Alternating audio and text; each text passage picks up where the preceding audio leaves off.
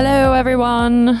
Welcome back to Incubate This in podcast partnership with the Raika Show.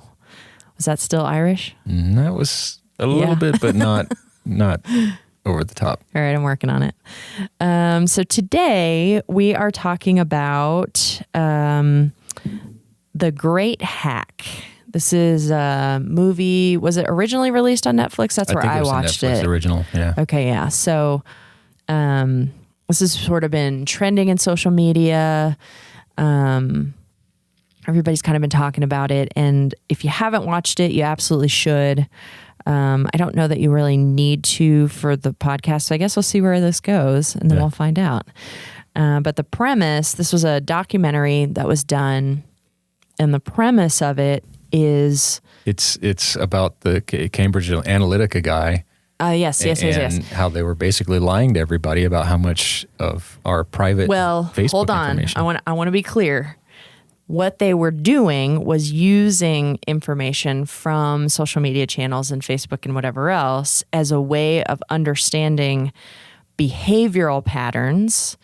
And I want to say this as objectively as possible because there are definitely some subjective opinions about how the outcomes of this are, but they were using that data for the purposes of promoting a candidate or doing sales and marketing, that kind of stuff. So Daryl was also right. They got the data from a guy who wrote an app and against terms of service took all this data and then he sold it to them, which he's not supposed to do. So this is a multiple violation of the terms of services and process. Then when the data was discovered, Cambridge Analytica said they destroyed it, but up to like a year or 2 years later, was still talking to his underlings saying they still have that file and they're using it.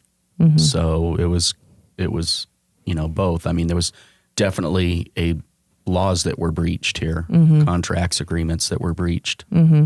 I think it's fascinating in terms of how manipulation happens because I think we look at the situation, we look at that topic as people on the street and we say, well, okay, sure, they can see what I buy and they can see what I look at. And, but I only buy what I really want to buy. So it doesn't matter if they see what I look at and throw ads at me. That's the way I always viewed it was like, they can try to manipulate me with knowing things about me if they want, but I'm not going to fall for that. But to find out that they were actually creating physical rally events, Russian hackers were creating physical rally events for both sides of the political spectrum just to gin up a lot of foment was shocking to me. I mean, they actually would create a Black Lives Matter march. A Russian hacker would create a Black Lives Matter march, create a Facebook page for it, and then get all these people to attend. And he would go over and he would create a white pride march and get a bunch of people to attend. At the same time. The same guy would set these things up because it just ginned up this polarity, getting the extremes out. And so I guess it was different forms of manipulation that I didn't expect. And those kinds of manipulations, I don't think you do have much of a defense for because it looks like a real thing. So is this, I'm going to throw something out there that's intended to get a reaction. So just be prepared. Is this really all that different from centuries of propaganda and sales and marketing and trying to influence behavior, or is this just how they do this in a tech world? Well, I think as people become aware, it will just become another thing like that. But no, I mean this is more like comparing subliminal advertising to advertising, and that's why subliminal advertising is illegal because there's not a psychological defense for it because you don't even know it's happening. And that's what I view this is because these are not advertisements. They're nothing that look like they're trying to influence you. It just looks like a thing. And that's different. Even if it were just propaganda, I don't think anybody would agree that propaganda is good. Well, I'm not saying that either. But the first part is propaganda. Right. It's not anti-propaganda. I mean, imagine, who was it? Goebbels? I hate to go into Nazi. Unipropaganda. I hate to go into Nazi that fast, but was it Goebbels that was the propaganda minister for? I don't know. Imagine if he had the level of data on each and that he could target people that specifically back then. How much more effective would he have been? How much more? So to me, that's the problem, is people are giving off all of this information willingly and often unknowingly. And are they really not knowingly that they're putting it out there for the whole world to see, though? I think people are surprised at what kind of information they are sort of giving off. I think they're surprised at how much this tiny little data point can be tied and connected to all these other data points to paint a very accurate picture about them. But does that come back to that they click okay, because they're anxious to get to whatever the thing is they're trying to do, and they're not actually reading terms of service and privacy? Like Daryl said, I mean, every website you're visiting is getting gathered into this picture. I think that's the thing, is back before there was big data, advertisers did studies, they did surveys, they could understand demographics. If you're this age and this gender and you have this many kids, you're more likely to buy X product. So we're going to throw that in front of you. But there was no appreciation for, we're going to keep a hold of that data, and every time we get a new thing, we can connect it. And it's just like human knowledge in the brain. It's not individual things as much as the network is the knowledge. It's the tying together of things that actually gives you this picture of knowledge that I don't think we had before, because for a long time, there wasn't a practical way to accumulate all of that and keep it connected. And the reason I say unknowingly is this happens to me it literally happened to me last night. People will talk about Facebook. How are they tracking me? How are they tracking me? I don't understand. How do they know all this information? And I said, every time you see that little thumbs up, that like button on some completely unrelated website, Facebook knows you were there. How? I'm like, well, do you really want me to get into the details of that? Because, we got to get into the technical weeds a little bit. But suffice it to say, every time you see that little like button, Facebook knows you were there. And so, like Grant said, that's a tiny little data point. This guy just visited this website, whatever, and so we're going to add that to our list about him. So, and before the web, really, there wasn't a way to do this kind of stuff, because how many data points did you produce? Before there was a web, you didn't produce nearly as many data points. I mean, we didn't know, and that assumes then that you didn't have what you have on phones and stuff. So when I left the house, nobody knew when I was at home, nobody knew where I went. Nobody knew what stores I visited until I handed over my credit card and actually made a purchase. And then they're like, oh, we thought Grant was sitting in the living room, but he's actually down at Ace Hardware buying a sprinkler. And now they know when I leave the living room and go into the kitchen. Yeah. So they know how often I eat. Yeah. They know when I leave the house. They know how long it takes me to get to Ace. And there's a whole bunch of extra knowledge that they can use for other things. And then take it back to a time when more people used cash, when debit cards weren't something, didn't have a Visa or MasterCard logo on them, and people used cash. How would you track that? I mean, they had to abstract a lot more about, how did they collect this data in the past? That's actually an interesting... They got it from data sources like the Department of Motor Vehicles, voter registration. There are a number of sources that offer their money their facts for money, because I worked for direct marketers in the 80s. So we didn't have web, but we had, we created mailing lists based on demographic info. And I remember somebody showing me on a list of people, basically any list of people, there would be like a demographic profile that you could show and say all the people on this fall into. And it was like, we could tell you the percentage of Democrats that live in this carrier route, which is only 15 houses, so it's much tighter than a zip code, who drive station wagons and go on camping trips. I mean, interesting. Just based on, they bought something from REI. So, and REI is selling its its purchase data to people. So I now we know see. that they go camping, and it was crazy. Like we want to sell Pampers. Who should we sell to? Okay, we got a list for you here. We can put together a list of people that are most likely to buy Pampers.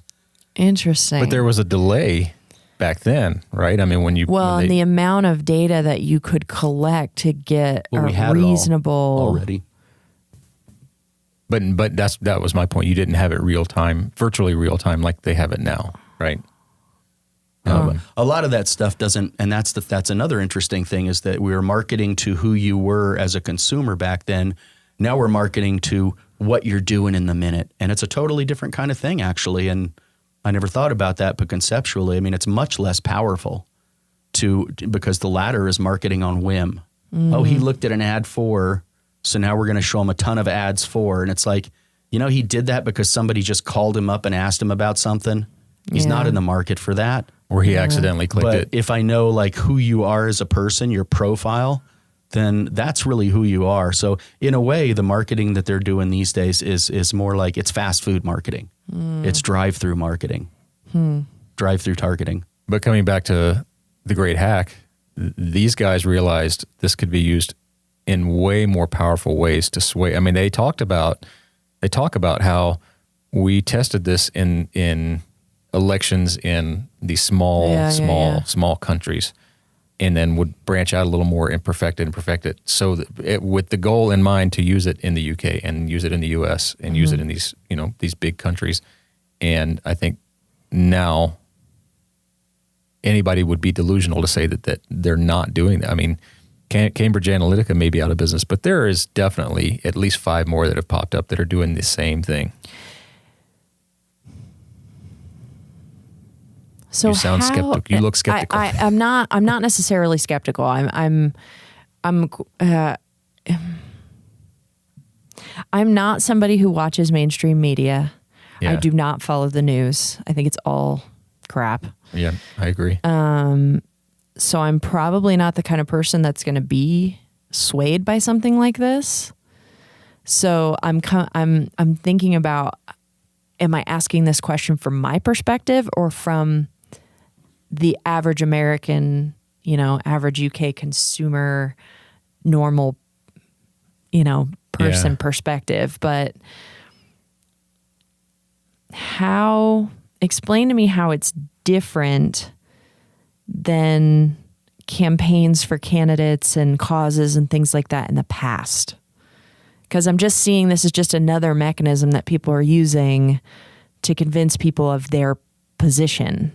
Well, a lot of times it's not real, which is different. And there's a reason that we have, I am candidate X and I approve this message. Because you're saying I'm advertising for this guy. But like I said, when you tell me there's an event, a rally to go to, and as they said, the important things here are fear and anger. And that's what they're doing. They're playing on fear and anger. They want to post things that are either going to make you scared or make you angry. A lot of times they're not even real. And the thing is, they can get you to take action through that. And again, this is entirely different than marketing has ever been. We haven't gotten people to take action through fear and anger. But if they create a rally and people show up, then it's a rally. I mean, they're blowing up the extremism. They're turning it into a sporting event. How does mainstream media not also do that? They do. They do. So why 100%. why are we saying that it's okay for them to do it, but it's not okay for this? Because when we turn on mainstream media, we know what they're telling us. We know that that's what they're telling us. But when I just see a thing of this cop shot 5 people, blah, blah, blah, you need to come down and march in front of the Capitol, you're getting me angry. You're getting people angry. They're not looking at it as you're trying to convince me of something. It's basically like if you start putting out real fake news items like that, like this never really happened, but I'm going to like this cop shot 10 black people in a bar. I can put that out on Facebook. It never happened. But what is that going to do? It's going to generate. It's going to change the way people are. So behaving. At what point do people not still bear the responsibility for what they see and what they believe? I mean, are we saying that people aren't smart enough to see this stuff and go, that doesn't... No, I'm definitely saying that. What I'm saying is they're lazy. They're way too lazy. Yes, they are. And to your point, that is a problem. But I think really where the problem is it's more satisfying. It is illegal to incite violence, right? I don't know. It's illegal to incite violence, whether you're the media. The media can't incite violence. They can't put out. So what's happened? I think what's getting missed here a little bit is you got the same. Was it Russia or China setting up this Black Lives Matter and this white pride and sending them both to the same location at the same time to incite violence? And they're not going. This person is not going to. These groups of people are the people that are inciting this are in Russia. What are we going to do about it? We can't stop them. Well, but that's kind of my point. Like, where does international law come into play, which doesn't exist, by the way? I mean, it just doesn't. And I don't know.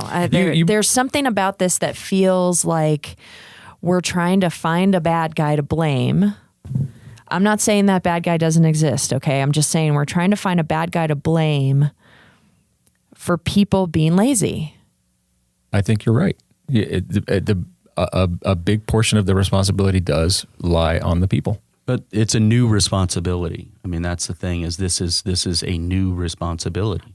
One did not have to curate what one looked at and read before, because one assumed if it was out there, it's on the internet, so it's real. Mm-hmm. But we say that tongue in cheek because that, again, is something that people learned in the beginning of the century, started learning, was like, oh, just because it's on the internet, don't make it real. And so they had to learn that. That was a new responsibility that people had. And except this is slightly different. Why is it different? I'm just saying it's multiplying it. It's multiplying, but I think there's a lot of people you could talk to that would say, I don't believe hardly anything on the internet. But I was on Facebook and my friend Janine told me this, right? So it's why still is not it real, but because it came from Janine, who got it from. That's what I'm saying, is the technology, it's a new version of that, and people are not caught up. But, like I said, we make subliminal advertising illegal. And we can tell everybody, hey, whatever you're watching, there may be these frames in there that tell you to do stuff, but you need to ignore that. Okay, but we still make it illegal because it's just too effing hard to ignore. And it's the same with this. It's just too effing hard to police yourself. Nobody has the time to fact check everything that they read because they're hungry for input. So they just want more input. And it's much more satisfying to get angry about something than it is to find out it wasn't even real.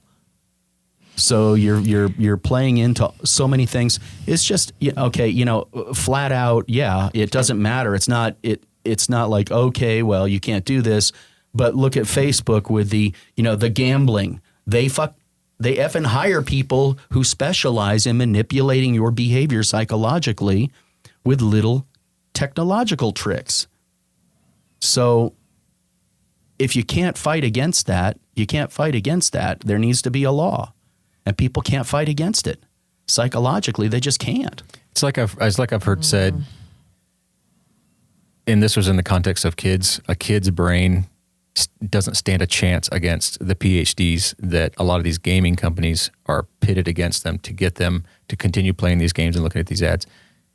Take the kid out of there because it doesn't matter. Our brains can't stand a chance against some of the tricks that these companies implement. And again, I get what you're saying. I get that there's some creepy, nefarious stuff. I mean, believe me, I walked away from watching this movie and feeling gross, okay?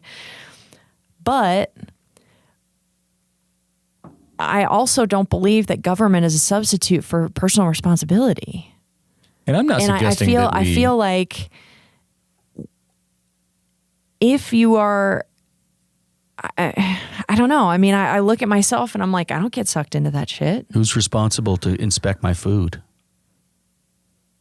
I should be responsible, but we pay people to do that. But there's still something different here because people are saying, I'm willing to put my faith in someone else so that I can get the level of entertainment or the level of whatever that I want.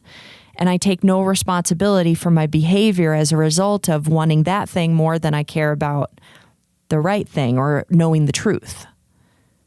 I mean, I don't know. There's something about that that's like, it just feels disingenuous to me. There's a missing piece here that can't just be solved by saying the evil guy that's controlling all of our minds. I'm 1/3 of this room, and I get that I'm way outvoted, and that's fine. I just think there is another perspective that doesn't assume that people are just blindly following whatever and they're stupid and they don't know the difference and they don't want to know the difference.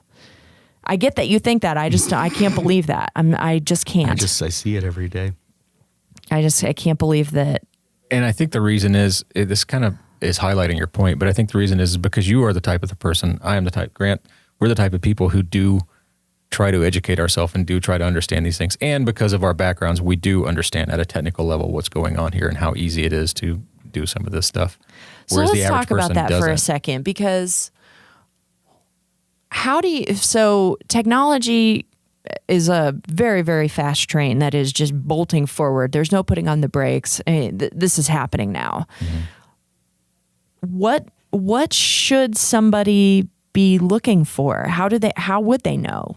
Basically, anything that's outrageous. Anything that's outrageous is probably not true. I can't believe that happened. Well, there's a good reason why you can't believe it, because it didn't happen. These, this person shot all these people, or that, whatever, or this person said this, anything that makes your reaction go, I'm really pissed off about this, or I can't believe that, is false. It's almost always false. And that's what, that's my thing I tell people now is like, if you found it outrageous, it's probably not true. A good example would be the pictures that came out, I think in 2004. I think it was 2004 during the election campaign about Jane Fonda. There was a picture that it turned out was doctored, and I don't remember the details of the picture, but something about her sitting on a tank, or maybe that was real. I don't know. There was some picture. She was sitting on a gun. That was a real picture. Yeah, but there was something that came out that pretty quickly everybody that sort of was aware, and it was in that they were like, that was doctored. That did not happen. She said I didn't have. But what was the implication of it? It was, I don't remember. I don't remember the details. I should have looked this up. But my point is it didn't matter. It didn't matter that there was this mass of people saying this didn't happen. There was an even bigger mass that was like, that made me angry, and I don't like her, and so I'm not voting for this guy, or I'm not voting for any party that she would be belonging to. But again, that does highlight your point a little bit, right? These people should have educated themselves and taken a step back and said, okay, in this case, that was doctored. That was someone trying to manipulate me. I'm not going to buy into it. Yeah. Regardless of your politics. There's this thing that I keep seeing on LinkedIn, and I forget what it's called, where they have like celebrities doing like talk shows, and they turn their faces into some other celebrity's face. Mm-hmm. And the first time I saw this, it wigged me out because you can't tell. Yeah. I mean, literally, it was Jim Carrey's head on, what's her name? Allison. Crap. I can't remember her last name. I can see her face. But it's this woman's body, and she's got this dress on that's kind of low cut, and she's got this gorgeous cleavage, and there's just no other way to say it.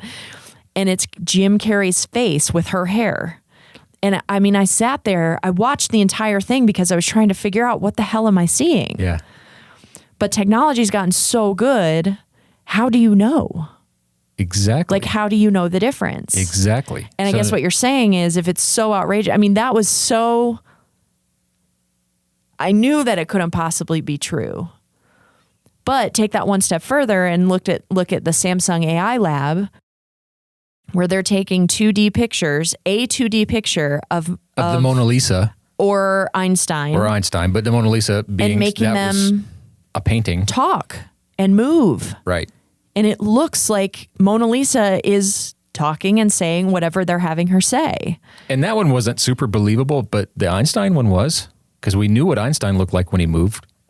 So, yeah.